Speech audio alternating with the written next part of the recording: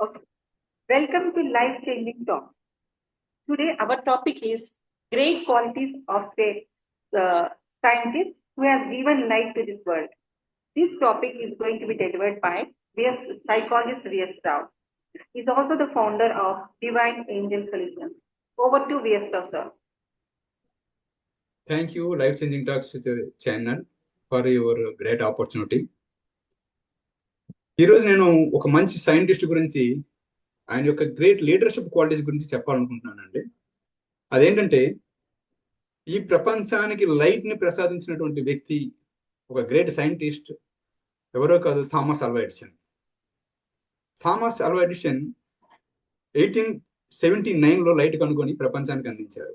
అంతకుముందు దీపాలు ఏంటంటే oil lamps, kerosene lamps, candles వాడేవాళ్ళు. అయితే 1879 అని కనుగొన్న తర్వాత విద్యుత్ దీపాలను వాడడం మొదలు వచ్చిందనమాట 1880 నుంచి. అయితే ఈ బల్బు కనుగొన్న తర్వాత ప్రపంచానికి అది ఇంట్రడ్యూస్ చేయాలి. ఇంట్రడ్యూస్ చేయడానికి బల్బ్ కనుగొన్నాడు, అయిపోయింది, ఇన్వెన్షన్ అయిపోయింది. అయిపోయిన తర్వాత డెమాన్స్ట్రేషన్ చేయాలి. వివిధ రంగాల్లో ఉన్న సైకాలజిస్ట్, వివిధ రంగాల్లో ఉన్న సైంటిస్టులు అందరికీ పిలిచి వాళ్ళందరికీ కూడా డెమాన్స్ట్రేషన్ చేసి ఎక్స్ప్లెయిన్ చేసి ప్రపంచానికి ఇంట్రడ్యూస్ చేయాలి. ఆ క్రమంలో డెమాన్స్ట్రేషన్ డే అనేది ఒకటి ఫిక్స్ చేసుకున్నారు. ఆయన ఫిక్స్ చేసిన తర్వాత ఆ ముందు రోజు, డెమాన్స్ట్రేషన్ డేకి ముందు రోజు అతని యొక్క ల్యాబ్ అసిస్టెంట్ ఒకరిని పిలిచి ఆ బల్బుని అతనికి ఇచ్చి ఆ మీటింగ్ హాల్లో డెమాన్స్ట్రేషన్ చేసే పరికరాల దగ్గర ఉంచమని ఇచ్చాడనమాట. ఆ కుర్రవాడు ఆ బల్బుని తీసుకుంటూ వెళ్తూ పొరపాటున మధ్యదారిలో ఆ బల్బు ఆయన చేతిలోంచి జారి కింద పడి పగిలిపోయింది. వెంటనే ఒక్కసారి ఆలోచించండి, ఆ బల్బు కనుగొనే క్రమంలో దాదాపు 1000 సార్లు ఎడిషన్ గారు ఫెయిల్ అయ్యారని అంటారు. ఫెయిల్ అయిన తర్వాత వచ్చింది. ఒక్కసారి ఎడిషన్ గారి యొక్క భావం, ఆయన రియాక్షన్ ఎలా ఉండొచ్చు, ఒక్కసారి ఎంత యాంగర్ అవ్వచ్చు, ఎంత స్ట్రెస్ తీసుకోవచ్చు. ఆ బల్బు కింద పడి పగిలిన శబ్దానికి మిగతా ల్యాబ్ స్టాఫ్ అంతా వచ్చేసారనమాట. వచ్చేసి చూస్తే బల్బు కింద పడి ఇరిగిపోయింది. వెంబటి ఆ స్టాఫ్ అందరూ కూడా నా కుర్రవాడిని చాలా ఘోరంగా తిట్టారనమాట. నీకు అసలు బుద్ధి ఉందా, మనిషివేనా, అసలు నీకు బాధ్యత లేదా? ఎడిషన్ గారు రాత్రి పగలు కష్టపడి దాదాపు 1000 సార్లు దాని మీద ప్రయోగాలు చేసి ఫెయిల్ అయ్యి కనుగొన్నటువంటి ఇంత దానిని, ఈ బల్బుని నువ్వు కొన్ని సెకండ్లో ఎలా పగలగొడతావు? అసలు నీకు కనీసమైన కామన్ సెన్స్, మేనర్స్ ఉందా అని తిట్టారనమాట. అదేవిధంగా అక్కడ ఆ ల్యాబొరేటరీలో ఎడిషన్ గారి స్నేహితుడు కూడా ఒక అతను వర్క్ చేస్తున్నారు. ఆయన కూడా వచ్చి ఆయన తిట్టబోతున్నాడు అనమాట. అప్పుడు ఎడిషన్ గారు లోపల నుంచి వచ్చి ఇదంతా చూస్తున్నారు అనమాట. కానీ ఎడిషన్ గారు రియాక్షన్ మనం అనుకున్నట్టు లేదండి. ఆయన కోపం లేదు, ఆవేశం లేదు, స్ట్రెస్ లేదు, ఏమి లేదు. వెరీ హంబుల్, చాలా పీస్ఫుల్ గా ఉన్నాడు, హంబుల్ గా ఉన్నాడు, చాలా కూల్ గా ఉన్నాడు. ఏమన్నాడు తెలుసా? ఆ స్టాఫ్ అందరికి మీరందరూ అతను తిట్టొద్దు అని నివారించాడు అనమాట. ఇలా చేయి సైగ చేస్తూ చెప్పి, మీరందరూ కొంచెం అంటే ఎవరి వర్క్స్ వాళ్ళు వెళ్ళండి, మీరు చూసుకోండి, నేను చూసుకుంటానని సైగ చేసి పంపించేశాడు అనమాట. తర్వాత ఇమ్మీడియట్ గా ఎడిషన్ గారు ఆయన ల్యాబొరేటరీకి వెళ్ళి హోల్ నైట్ కూర్చొని మళ్ళీ ఇంకో బల్బ్ తయారు చేశాడంట. మార్నింగ్ డెమాన్స్ట్రేషన్ కొన్ని అవర్స్ తర్వాత వాళ్ళకి చూపించాలి, చెప్పాలి, ఎక్స్ప్లెయిన్ చేయాలి.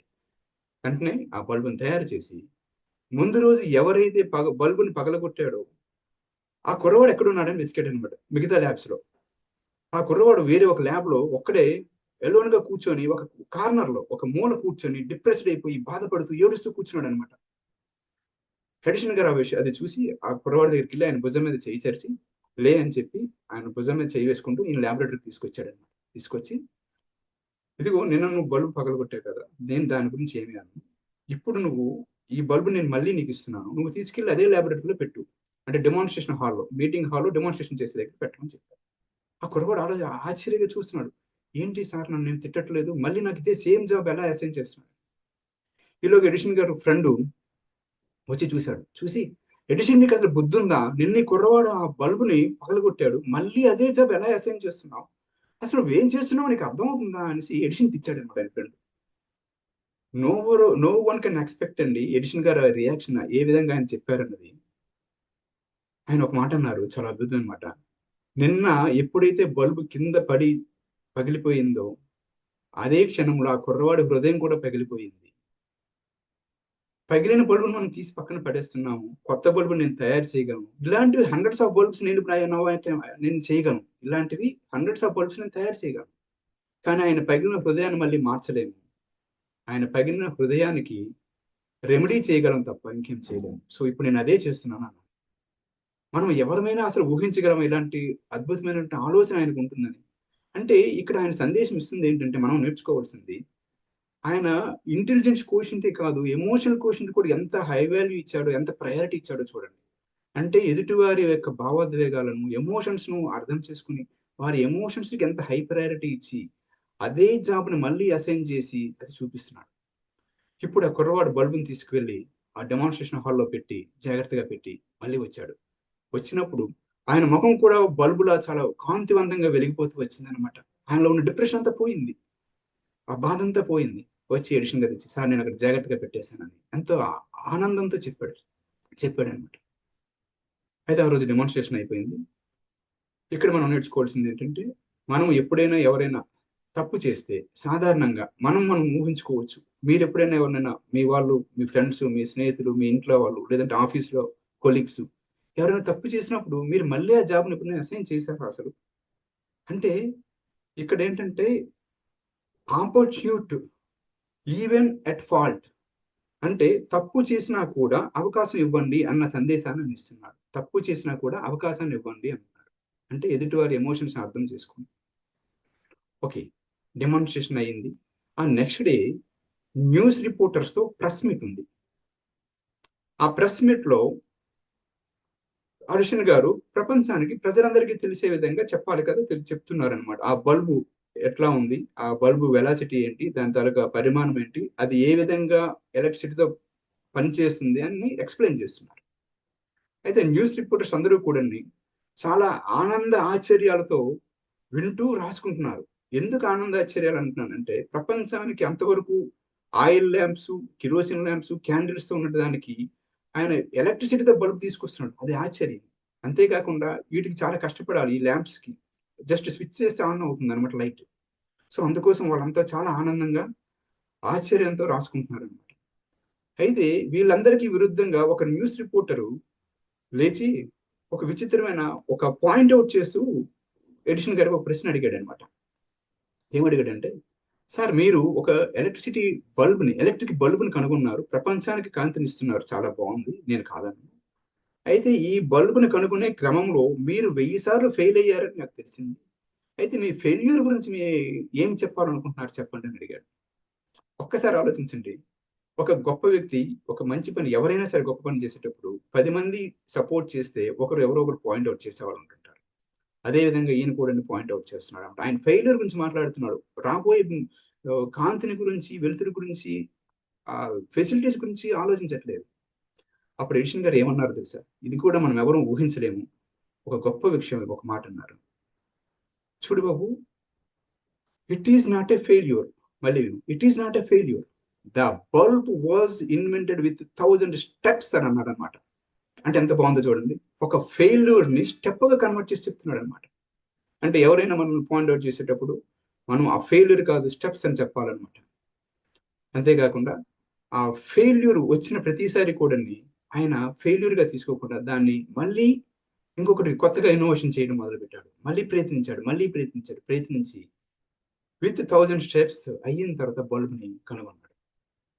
ఇక్కడ ఇంకో మంచి విషయాన్ని ఇంకోటి చెప్పాలనుకుంటున్నాను. బల్బుని కనుగొన్న తర్వాత,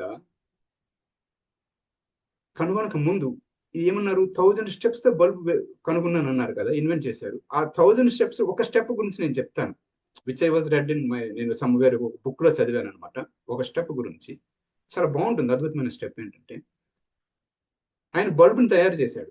బల్బు ఆకృతిని, బల్బు యొక్క పరిమాణాన్ని అన్నింటినీ తయారు చేసి, బల్బ్ లో ఒక ఫిలమెంట్ అనేది ఫెయిల్ అవుతుంది అనమాట. ఆ ఫిలమెంట్ ఏంటంటే, ఎలక్ట్రిసిటీ పాస్ చేసిన వెంటనే ఆ ఫిలమెంట్ వెలిగి బర్న్ అయిపోతుంది అనమాట.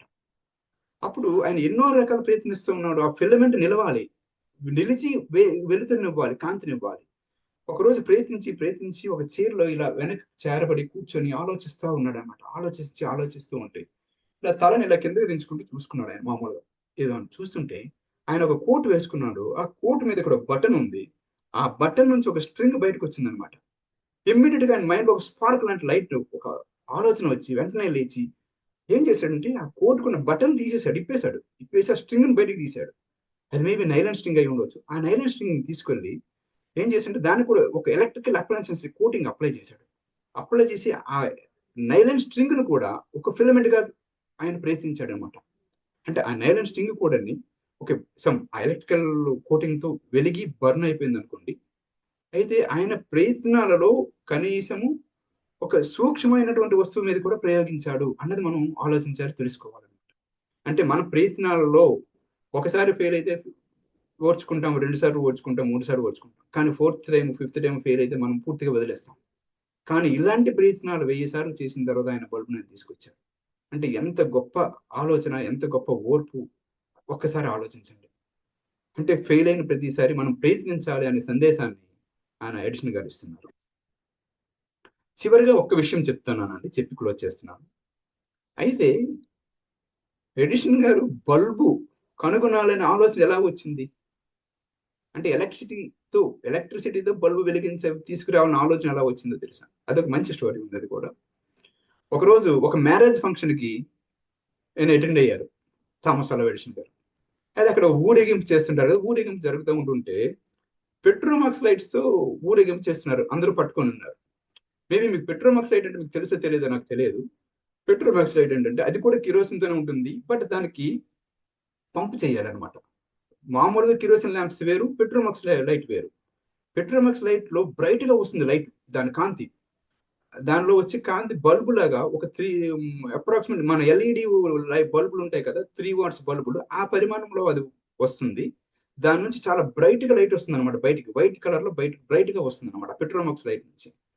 అయితే దాని మెకానిజం కొంచెం ఎక్కువ ఉంటుంది. దానికి పంప్ చేయాలి, ఎయిర్ పంప్ చేయాలి. ఆ పంపుతో దాని కిరోసిన్ వెలాసిటీ మారి అది ఒక గ్యాస్ రూపంలో ఫామ్ అయ్యి ఒక లైటింగ్ ఇస్తుంది అనమాట. అది మళ్ళీ కాసేపు అయినాక మళ్ళీ పంప్ చేయాలి. సో ఇది చాలా కష్టంతో కూడుకున్నది అనమాట. అది చూసిన తర్వాత అతనికి ఒక ఆలోచన వచ్చింది. ఏమనేసి, నేను కూడా ఇలా ఇంత కష్టపడుతున్నారు కదా వీళ్ళు, అదే ఎలక్ట్రిసిటీతో ఒక బల్బుని కనుక్కుంటే ఎంతో చాలా సావధానంగా, సున్నితంగా, మంచిగా ఒక బల్బుని ఇవ్వగలుగుతాం కదా, ఒక లైట్ని ఇవ్వగలుగుతాం కదా అని ఆలోచన వచ్చింది అనమాట. అంటే ఇక్కడ ఏంటంటే మనిషికి క్యూరియాసిటీ అనేది ఉండాలి. అంటే సూక్ష్మమైన సారీ కుతూహలం అనేది ఉండాలి. కుతూహలం అంటే క్యూరియాసిటీ అంటాం. ఆ కుతూహలం ఎప్పుడు ఉంటుందో మంచి ఆలోచనలు వస్తాయి, గొప్ప ఆలోచనలు వస్తాయి. ఇలాంటి ఇన్నోవేషన్స్ ఏమైనా చెయ్యొచ్చు, ప్రపంచం కోసం ఏమైనా చెయ్యొచ్చు అన్నది ఆయన సందేశాన్ని ఇచ్చారు. Power. Really excellent sir. Thank నాకు యూ. ఈ లైఫ్ చేంజింగ్ అతని క్వాలిటీస్ వల్ల ఒక లైఫ్ మన అందరి జీవితాలకు వెలిగి నింపిన థామ్సన్ గారికి really hats off to him. What I learn from this lesson from session అంటే sir, failures are the stepping stones to the success. Yes. So whenever మనం మనిషి పడిన వెంటనే ఎలా లేవాలనేది ఆలోచించాలి తప్ప అక్కడే పడినప్పుడు ఆలోచించకుండా మళ్ళీ లేవడమే ముఖ్యం అని చెప్పి చూపించాడు. Yes, yes. That is the great quality of Thomson Edison. And thank you for sharing the great story to us sir. Yes, ma'am. Sir చాలా బాగుంది సార్, ఎక్సలెంట్ ఉంది స్టోరీ మాత్రం. Yes, sir. నిజంగా తను ఒక ఆఫీస్ బాయ్ ఎమోషన్స్ కూడా అంత Yes. బాగా పర్టికులర్ గా అర్థం చేసుకొని అంతగా ఆలోచించడం అనేది నిజంగా ఇట్స్ రియల్లీ వండర్ఫుల్. ఆయన పర్సనాలిటీకి అయితే it's wonderful actually. Yes, sir. Yes, sir. కానీ ఈ స్టోరీ ఎక్కడ వినలేదు నేను ఇంతకు ముందు. థామస్ ఆల్వా ఎడిసన్ చిన్నప్పుడు అంత జ్ఞానంగా లేడని స్కూల్లో నుంచి పంపించేస్తే వాళ్ళ మదరు ఆర్ద్రతగా అలా ఆయన చేరదీసింది. ఆయన Yes. లెటర్ కూడా ఇప్పుడు 17 సంవత్సరాల తర్వాత ఆమె చనిపోయిన తర్వాత చదివి తల్లి ప్రేమను అర్థం చేసుకుని ఇట్లాంటివి విన్నాను. Yes, yes. బట్ ఇది it's really wonderful Yes. Information and చాలా అటాచ్డ్ గా ఉంది. బట్ మరి రియల్ లైఫ్ లో ఇప్పుడు మన పిల్లలు ఏదైనా పగలగొట్టేస్తే ఇంట్లో మనం చాలా రెచ్చిపోయి అసలు వాళ్ళని విపరీతంగా అరుస్తాం కదా. As a Yes, yes. Psychologist గా మనం కూడా we are not Right. Having the tolerance and patience, right? Yes, sir. Yes, sir. అందుకోసమని ఈ స్టోరీ చెప్పాలని నాకు ఆలోచన వచ్చింది అనమాట. ఎప్పటి నుంచి ఈ స్టోరీని 10 మందికి తెలిసే విధంగా తీసుకురావాలన్న ఆలోచన ఎప్పుడో ఉంది. ఇప్పుడు మీరు అవకాశం ఇచ్చారు, నేను మీ ఛానల్ ద్వారా చెప్తున్నాను అనమాట దీన్ని. Okay, really thank you so much. ఎందుకంటే ఈ స్టోరీ ఎవరు ఎక్కడ విని ఉండరండి ఇప్పుడు నేను చెప్పిన ఈ స్టోరీ. ఎందుకంటే ఒక ల్యాబ్ అసిస్టెంట్ కి ఈయన అసైన్ చేయడము, అది పగలడము, ఆయన దాన్ని కూడా సానుకూలంగా తీసుకుని ఆయన ఎమోషన్స్ ని అర్థం చేసుకుని చేయడము, నిజంగా ఆ స్టోరీ నేను విన్నప్పుడు చాలా ఇమ్మర్స్ అయ్యాను. నిజంగా ఇంత ఎమోషనల్ గా మనం ఎందుకు ఉండలేకపోతున్నాం అన్న ఆలోచన నాకు కూడా వచ్చింది అనమాట. Sir one more point. నాకు ఒక పాయింట్ బాగా నచ్చింది సార్. ఈ రోజులలో స్టూడెంట్స్ కానీ యూత్ కానీ మంచి మంచి ఐఐటి సీట్స్ లో వాళ్ళ యొక్క అకాడమిక్ బాగుండి సీట్ కొట్టిన తర్వాత కూడా వాళ్ళ ఎమోషనల్ పొజిషన్ తక్కువ ఉండడం వల్ల చిన్న చిన్న ప్రాబ్లమ్స్ కి వాళ్ళు డిసప్పాయింట్ అయిపోయి డిప్రెషన్ లెక్క వెళ్ళిపోయి సూసైడ్ అటెంప్ట్స్ చాలా చేసుకుంటున్నారు సార్. సో మీరు ఆ ఎమోషనల్ కోషంట్ ఉందని చెప్పారు సార్. అది really very good quality. Every one shall develop that quality now days sir. ఇక్కడ ఏంటంటే మనిషికి ఐక్యూఏ కాదు, ఈక్యూ కూడా చాలా ఇంపార్టెంట్. ఒక్క విషయం నేను చెప్తాను, ఇప్పుడు వచ్చేస్తాను. సాధారణంగా ప్రతి కంపెనీలో కూడా they hire people because of their IQ. అంటే ఐక్యూ లెవెల్స్ చూసి హైర్ చేసుకుంటారు ఎంప్లాయీస్ ని. Later on they fight with each other because of lack of EQ అండి. అంటే ఐక్యూని చూస్తారు కానీ ఈక్యూని ఎవరు చూడలేరు. దాని కూడా కొన్ని పరీక్షలు చేయొచ్చు అనుకోండి. ఆర్గనైజేషన్స్ లో వాళ్ళు ఎంతవరకు వెళ్తారో తెలియదు, కానీ పూర్తిగా ఐడెంటిఫై చేయలేకపోవచ్చు. బట్ వాళ్ళకి కావాల్సిన ఐక్యూ లెవెల్స్ ఉన్నాయా లేదా చూసి ఎంప్లాయీస్ హైర్ చేస్తారు. తర్వాత ఈక్యూ లెవెల్స్ లేక చాలా ప్రాబ్లమ్స్ వస్తూ ఉంటుంటాయి. They fight with each other because of lack of EQ అంటే. సార్ మరి యాక్చువల్లీ ఒక స్టోరీ అంటే ఈక్యూ రాదు కదా సార్. జనరల్లీ అది మనలో అది ఎవరు చెప్తారు చెప్పండి సార్. మొన్న మీరు ఒక మీటింగ్ లో చెప్పారు, మన మైండ్ మనకు చెప్పాలి. I had to tune my mind. ఇంకొకసారి ఎమోషనల్ కోష్ గురించి మాట్లాడినప్పుడు నేను చెప్తాను సార్, మంచి స్టోరీ చెప్తాను, రియల్ లైఫ్ స్టోరీ అది. షూర్ డెఫినెట్ గా పార్ట్ 2 చేద్దాం. షూర్. ఎమోషనల్ క్వశ్చన్ గురించి ఒకసారి మాట్లాడదాం, డిస్కస్ చేద్దాం, చెప్తానండి. It's a wonderful session. Excellent. Thank you sir. Thank you. Okay, bye.